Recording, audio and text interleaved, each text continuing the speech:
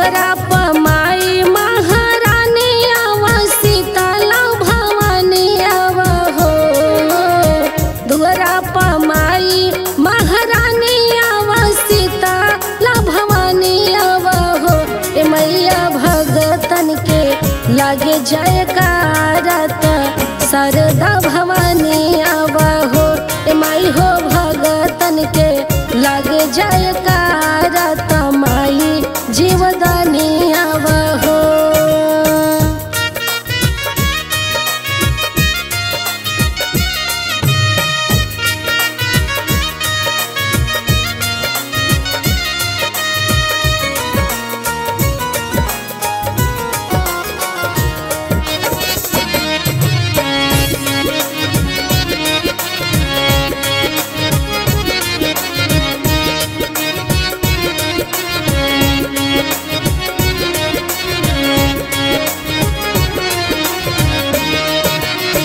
एक हाथे ले ला तलवार मैया दूजे तो कटार ले ला हो।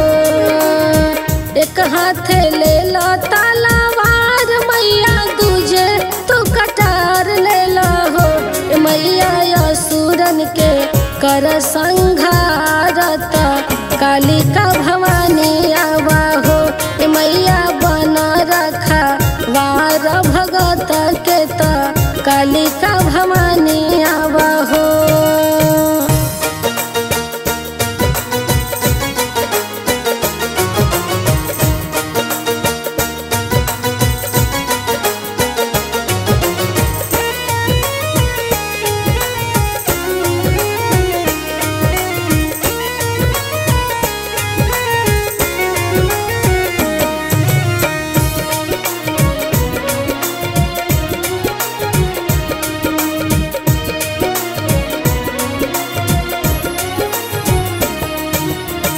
घरवा के दुखवा मिटावा माई सुख बरसावा हो।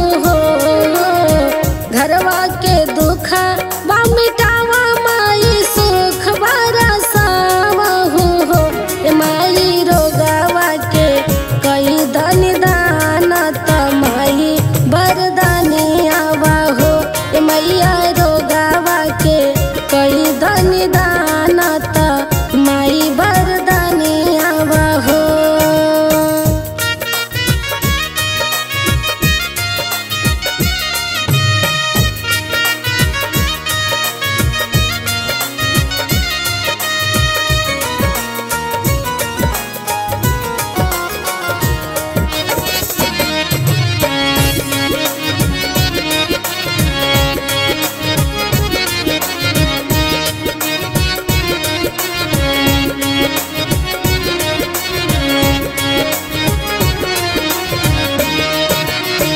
गावे गावे करता